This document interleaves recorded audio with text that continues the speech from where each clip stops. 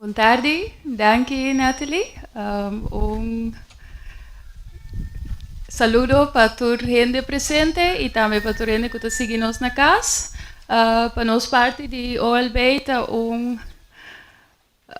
um prazer para a noite a tarde aqui para assinar do início na projeto bonito aqui para sostenernos com o quero não para assinar assim of um hobby mais profissional ou começar com trabalho de agricultura para assinar engrandecer e fortalecer nossa agricultura na Bonaire.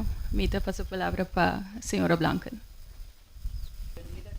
Boa tarde, mita join deputada Crana de Yama Bossa Turbon menino danke para a presença, grande presença para curto tempo que nós sábado tempo para invitar Bossa para estar presente.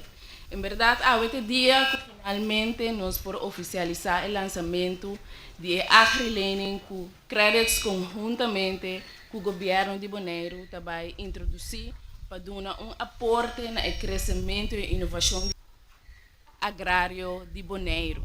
De como de vista agrário, o setor agrário não somente consiste de atividade de agricultura, mas também tem outra atividade na maneira crio de bestia e também é serviço não que sostener é parte de produção e também é parte de provisão para assim essa aqui por cana mais efetivo e pois nosso enfoque com eficiência aqui não é somente para por facilitar tudo isso aqui e também criar food security, mas também crescimento duradouro em sua totalidade.